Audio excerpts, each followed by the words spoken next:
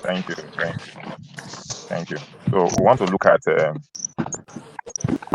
we'll be talking about cytogenetics and how chromosome can become faulty in the system.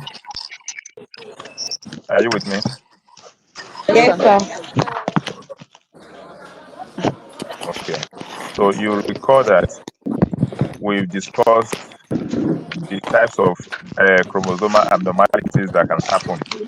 I said you can have abnormality in the number of chromosomes, which means that instead of the 46 haploid number Yes, of sir. chromosomes that is supposed to be contained in an individual, you are having either something less than 46, which is like 45, or you are having something more than 46, which is like 47 or even 48, as the case may be.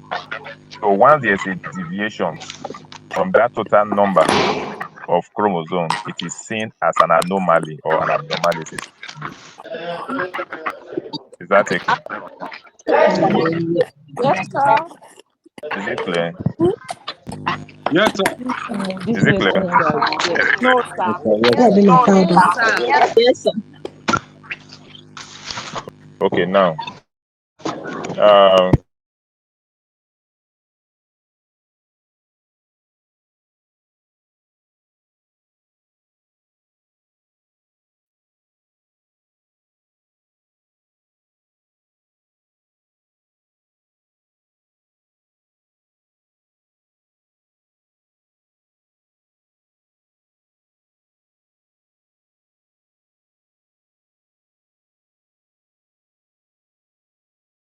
Yes, sir.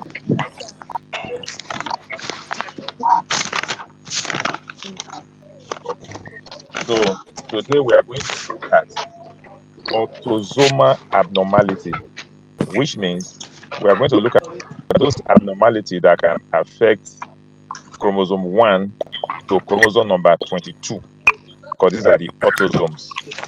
Okay, we are not going to talk about the one that can affect 23, which is the genosome or sex chromosome. Is that okay? Okay.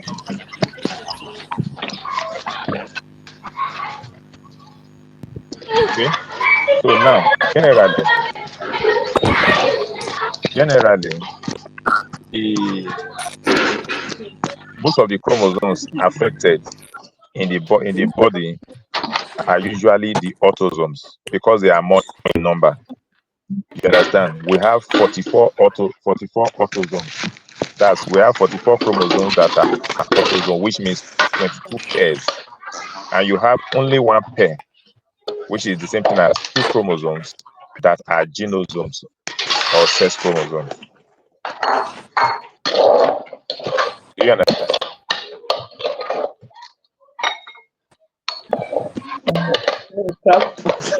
Are we together? The noise is just too much. Are we together? Yes, sir. Divine, can you hear me? Divine. Yes, sir. Uh-huh. Yes, sir. So, thank you. So I said, if you have 23 pairs of chromosomes, and we are saying 22 pairs, they are the autosomes, and only one pair is the genosome or sex chromosome. So it means that for there to be abnormality is usually the possibility that the autosomes will be affected more is there compared to the genome being affected. Do you understand? Because they are more in number.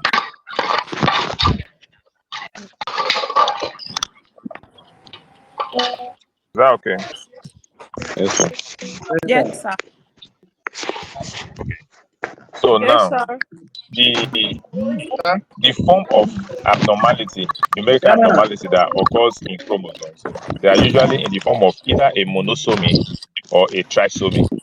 A monosomy will mean that there is a reduction by one in the total number of chromosomes present in an individual. Okay? And a trisomy will mean that there's an addition of one in the total number of chromosomes present in an individual. Do you get it now? Okay? Yes, sir. Yes, sir. So in monosomy, it will simply mean that instead of you having a pair of chromosome up to 23 pairs, one of those pairs will exist as just one single chromosome, not in pairs again.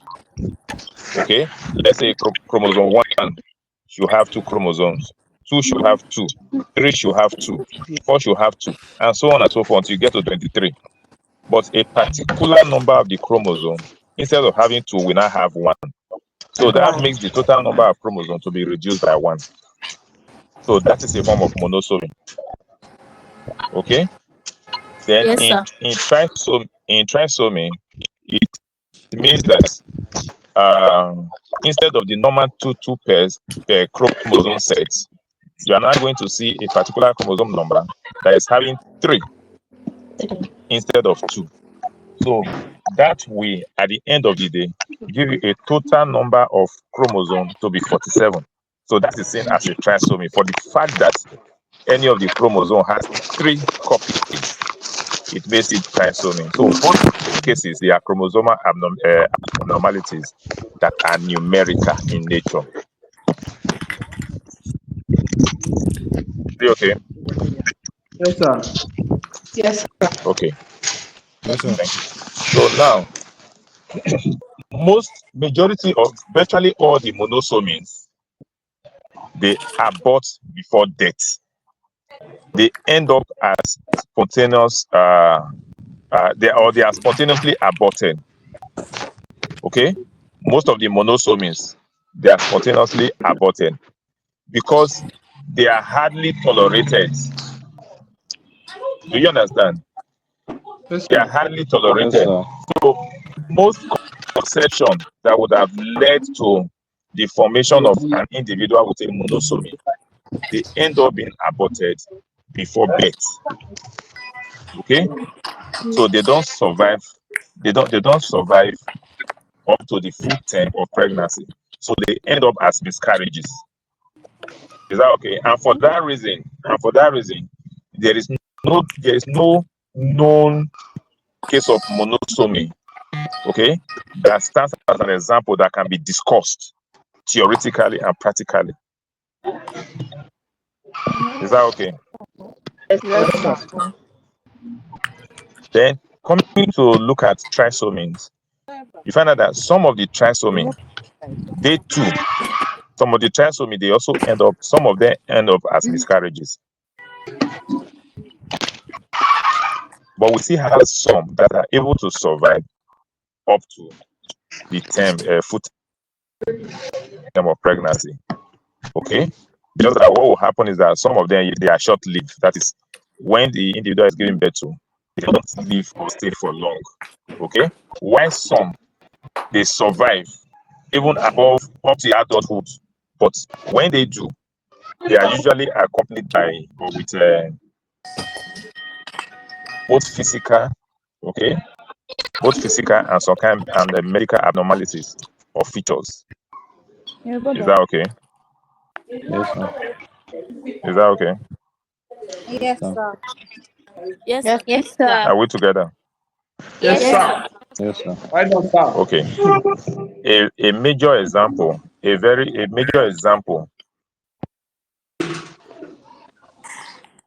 of a trisomy that exists with us is the Down syndrome. You've heard of the Down syndrome before. Yes, Yes, sir. The Down syndrome, thank you. The Down syndrome is an autosomal abnormality. Okay? It's an autosomal abnormality. It exists as a trisomy. When we say it exists as a trisomy, it simply means that there's addition of one extra copy of chromosome. Okay. Okay? Making the total number of chromosomes to be 47 instead of 46. Okay? And it is called Down syndrome because of the chromosome number that is affected. The particular chromosome that is affected in Down syndrome is the chromosome number 21. So we understand. So it means that that chromosome 21, instead of having 2 copies of chromosomes, you are now having 3 copies of chromosome 21. Is that okay? So that Yes, at sir. the, Yes, at sir. the end of the day, the total number of chromosomes will now be 47. 47. Okay. So if you are to write the karyotype using the shorthand notation for an individual with Down syndrome, okay, let's say a male, is going to be written as 47 SY plus 21. Is that clear? Okay, yes, sir. I said, if we are going to write the karyotype, okay, for an individual with Down syndrome, that is a male, okay, is going to be written as 47 SY plus 21. Do you understand that? Yes, sir. Yes, sir.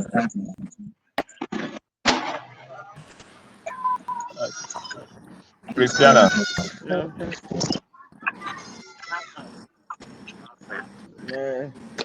Christiana Revode.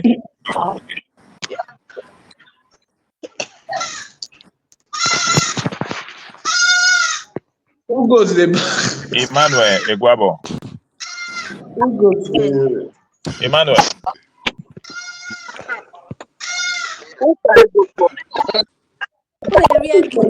Emmanuel, can you hear me? Good point, said.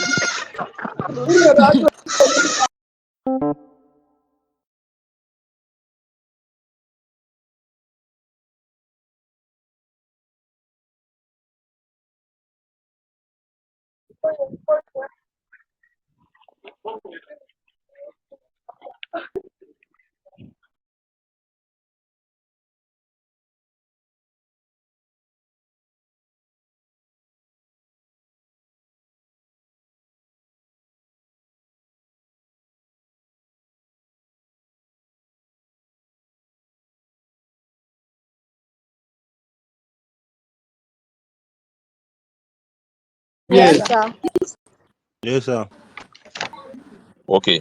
So now, if the individual is a female individual, a female individual with Down syndrome, how can that be written? 47 That'll be 47 X plus plus 21. 21. X plus 21. Okay. That's 47 SS plus 21, right? Right. Yes, sir. Yes, 21. Yes. Thank you. Thank you. So now, today, we are going to look at a major example, okay, of a trisomy. And we are going to look at what we call the Down syndrome. Yes. Is that okay? Yes, Yes, sir. sir. So this Down syndrome was discovered by a scientist that is called John Langdon Down. Is that okay? Again, sir. It was discovered by a scientist called John Langdon Down. Don't worry, what I'm going to do at the end of the day, I'm going to send you the material. Is that okay? Okay. In PDF form. Okay, sir. Okay, so now, so the syndrome, the Down syndrome, is named after the scientist that discovered it. Okay, so what happened was that in 1866, they discovered that there were some individuals, okay, that had some physical malformation. Okay, they have a short, stocky bodies. Okay, they have please listen to me, they have webbed neck. Okay, they have thick palm and they have thick feet. Okay, they are very short, like dwarf. They have this protruding tongue. That is, it appears that their tongue is bigger than their buccal cavity. So their tongue is so big that the mouth can no longer contain or house it.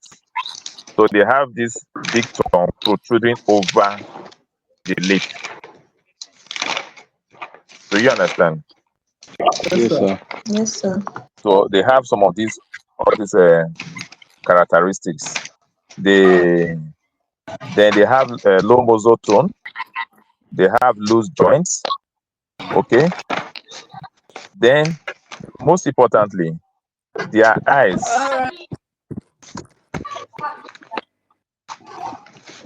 have this Asian-like appearance. Okay. What that means is that their lower eyelids, they have what we call the epicantic folds. Okay. They have what we call the epicantic folds. So, which makes them look like the Asians. Is that okay? Just like you have those Chinese eyes, all those Japanese and Korean eyes. Is that okay? The epicantic folds make their eyelids to kind of slant upward.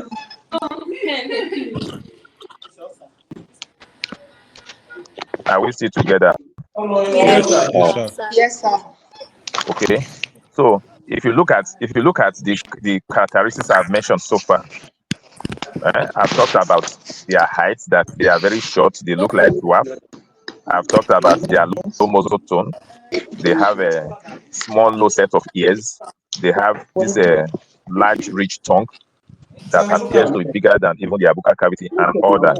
All these are characteristics of Down syndrome individual. Then, in addition, I'm not telling you that they have these eyes that look like that of the Asians.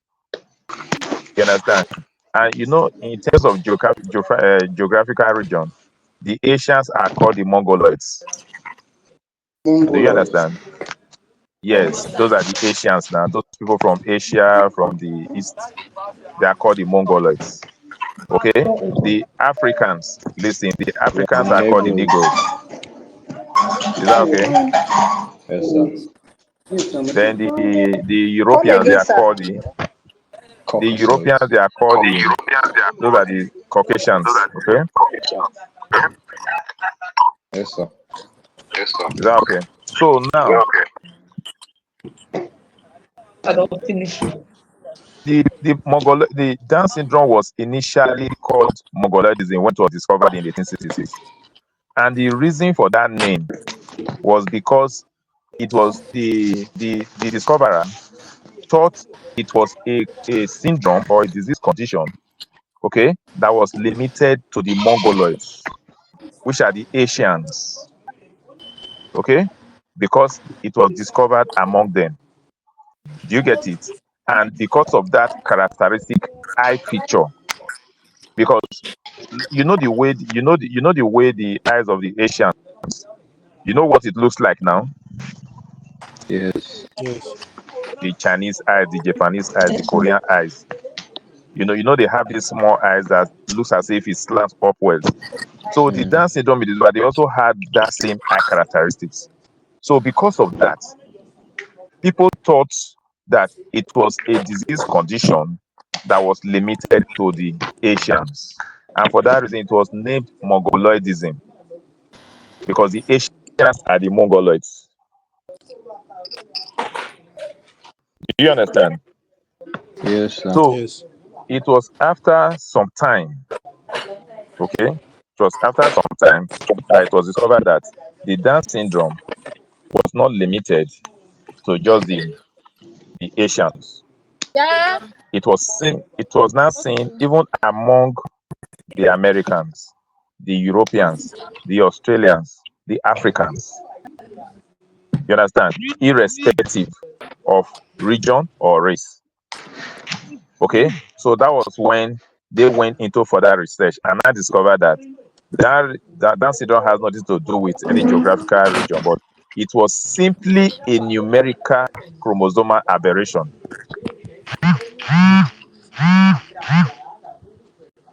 Affecting chromosome number 21. Okay? And that anybody from any race, from any region can be affected. Do you understand? So it was at that point Yes. that name, Down syndrome, was not changed from Mongoloidism to Down syndrome. This time around, it was now named after the discoverer, whose name is John Langdon Down. Is that okay?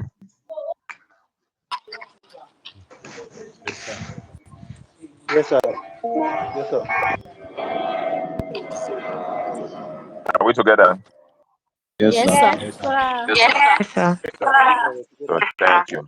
So it was also seen that in addition to the physical malformation of this individual, they also have some medical problems, which include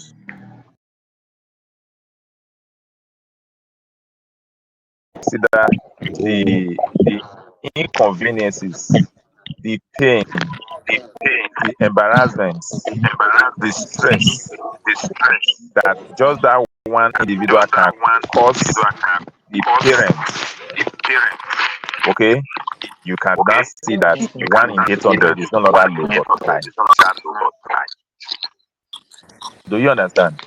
Yes, sir. Just like a parent giving birth to an individual that looks like it's difficult for you. It's difficult for you to call the person a human.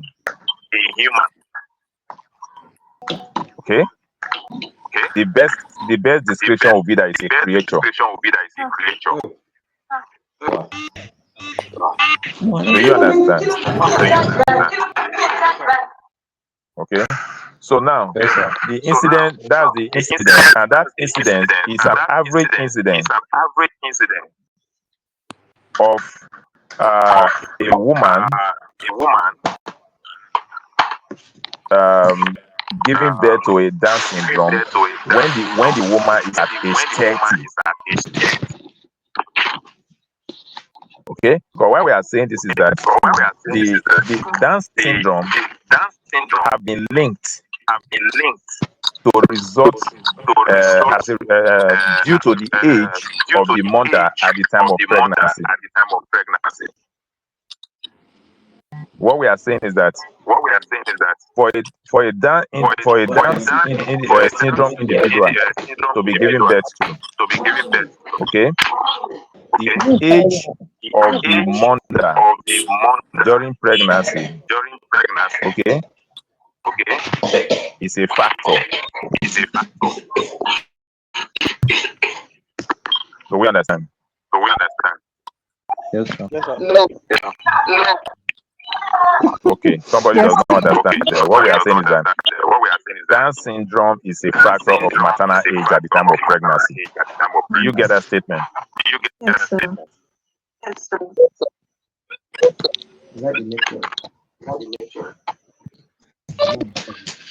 Or let me come this way. What we are saying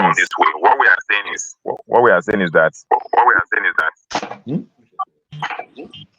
part of the causes of Down syndrome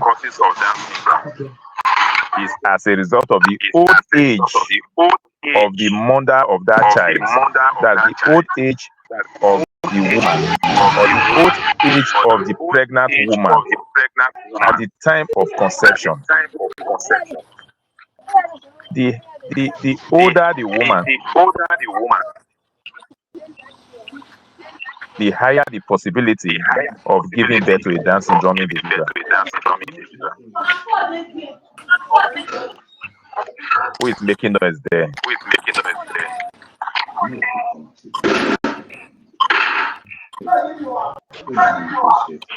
Are we together? Yes, sir. So if you have two women now, say one is 25 and she's pregnant, and another one is 35 and also pregnant. What we are saying is that the possibility of the one that is 35 giving birth to a Down syndrome individual is higher than the one of 25 years.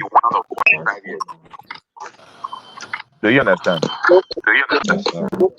Yes, sir. Okay, because we are saying that Down syndrome can occur as a result of a defective egg or ovum, or a contaminated egg or ovum. You understand? You know that under the ovarian cycle, the egg or the ovum, okay, they undergo changes to become before they become the matured ovum.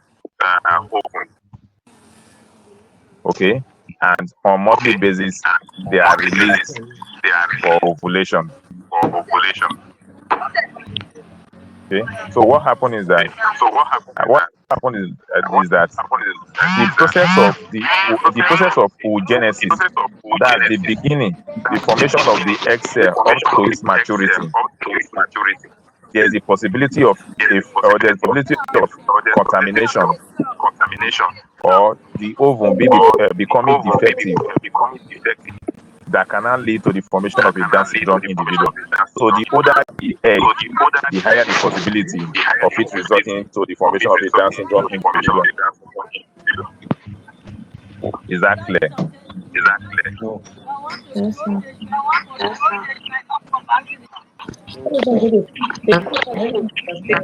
Are we still together? Yes, sir. Yes, sir. Okay. So that argument was there, and in the material I'm going to send to you, you are going to see a table that will show you the incidence rates, okay, of different ages of women, okay, as at the time they are giving birth. Okay, so you see the incidence rate at the age of 25, at the age of 30, at the age of 35, at the age of 40, and at the age of 45. Okay, for example, at age 45, the incidence rate is 1 in 32. So there's a possibility that 1 out of 32 live births can result in Down syndrome individual. You can see that is very, very high. Is that okay? Yes, sir. Who are those distracting the class now?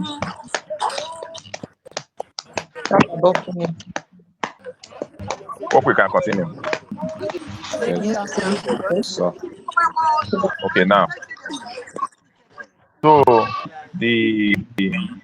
there were also this other argument that apart from the age of the mother playing a role or being a factor, so why an individual can be a Down syndrome individual, that defective sperm cell or sperm can also be a factor. But that was argued that the whole time of spermiogenesis is not as long, okay, as the whole time of oogenesis. Spermiogenesis simply means the beginning to the maturity of the formation of sperm cells. And this one takes 74 hours, which is 3 days. Okay? But oogenesis, which also means from the beginning to the maturity of the formation of the egg cell, this one takes years. Are we together? Yes, sir. Okay? Yes, sir. Hello. We can hear you, sir. Thank you. So you can see that for spermiogenesis, 3 days is just too short a time for there to be contamination of the sperm cell, compared to oogenesis, which takes years. As a matter of fact, a female child or a female individual that is 20 years old, okay, has egg or ovum or ova, plural, okay, that are as old as the individual. So what I'm saying is that if a girl is 20 years old,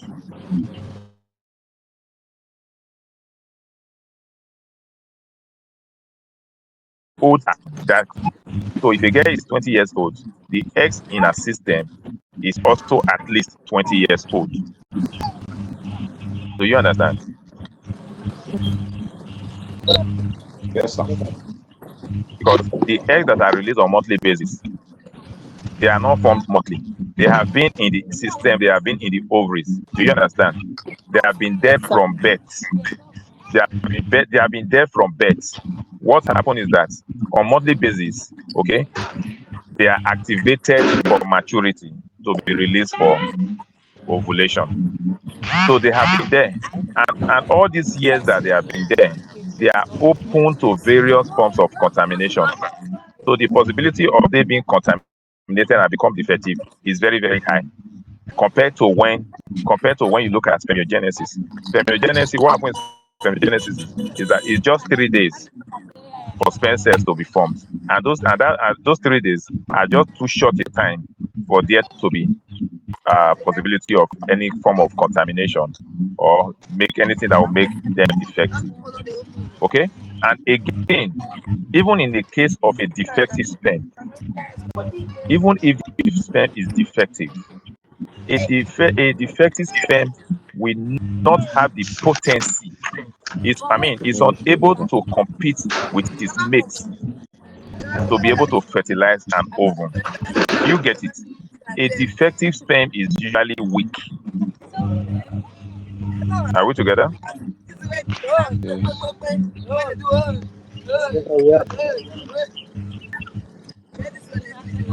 Are we together?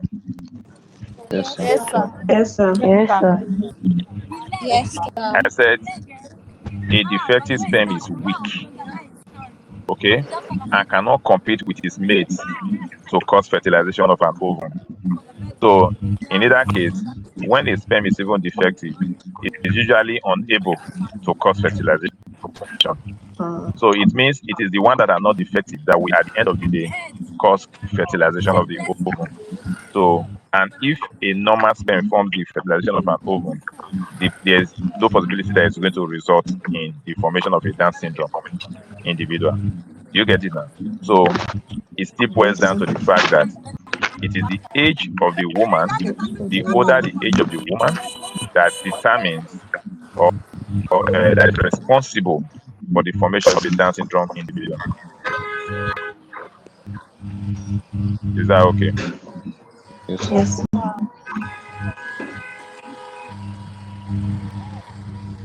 Is there any question? It's going to be a very short class because this is our first online class. So more or less like we are just running with this. So we want to see the progress of this. Okay, then we will take it step by step. So since this one is okay now, the next class we'll also take it a step higher than the one we've taken now. So please, do we have questions?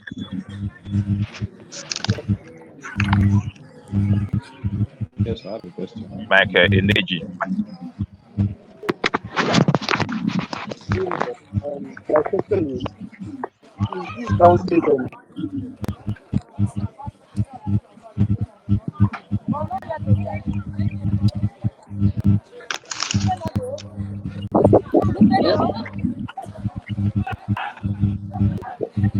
Hello, Michael. I said, is this Down syndrome statistic from father to child? Come again. Can Down syndrome be transmitted from father to child through inheritance? I can't hear you. What did you say? I said, can Down syndrome be transmitted from father to child?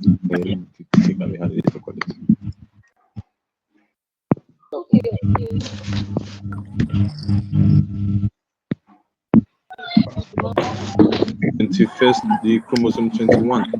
Is it the 21st pair that we just chromosome number 21? Is the 21st pair? Is that okay? Is the 21st pair? Yes. 1 to 23, they exist as 10. You get it?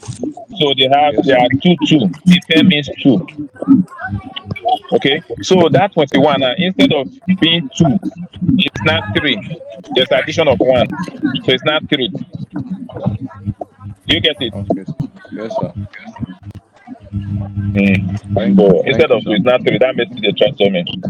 Thank you, sir. Thank you. Any other question, please? Yes. 5 and 18. Instead of 22, come to 23. Okay, I'm listening. Sorry, is it? Please, how can this Down syndrome be corrected? Instead of It can't be 21.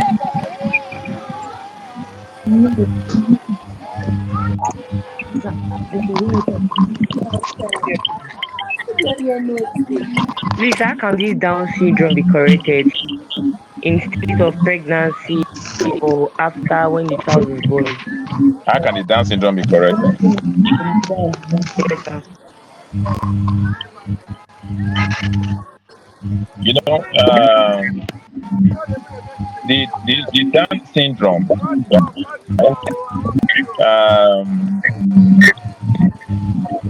There's a topic we are going to look at. There's what we call amniocentesis. There's chorionic villus sampling. Okay. Hello, who's making that noise? Hi, sir. Hello. I hear you, sir.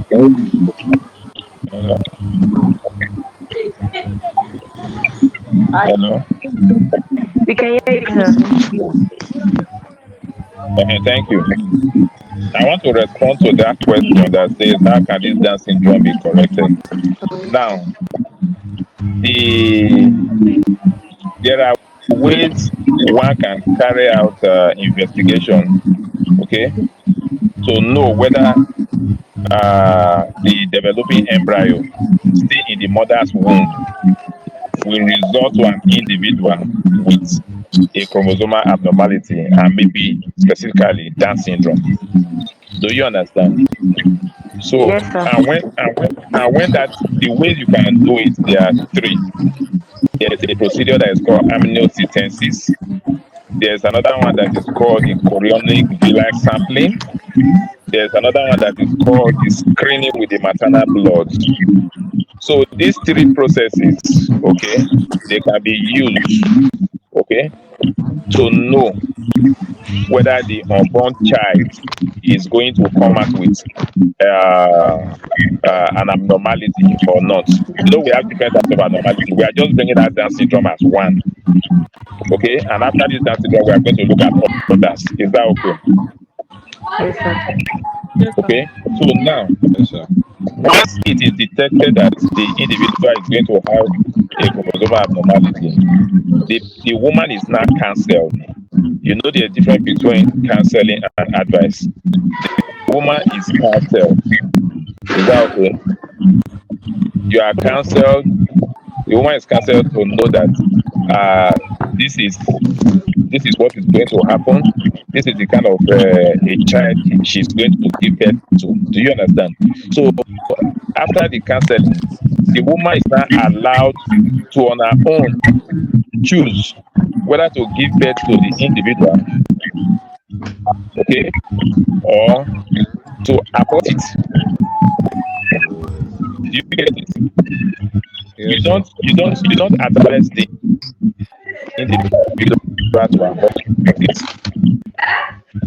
You only cancel the individual.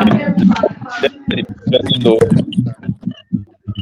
the advantage.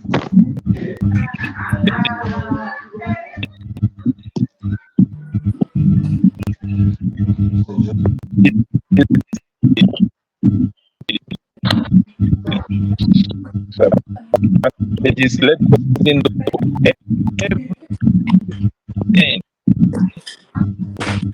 So it's not left for the person to take the decision. Okay, and what to do. You understand? So, Yes, sir. children will be prepared to give birth to the child, okay, and bear the embarrassment, the consequence, the pain that goes with a Down syndrome individual, or the woman will choose to abort the baby. Do you understand? If you can't remedy, are we together? Yes, sir. Yes, sir. Once the dancing is left, then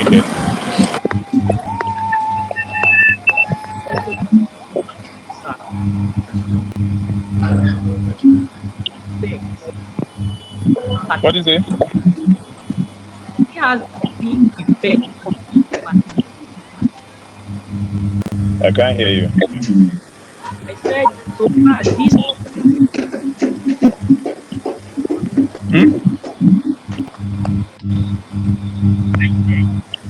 so far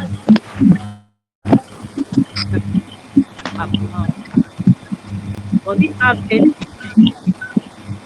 in their fertility or infertility that particular individual?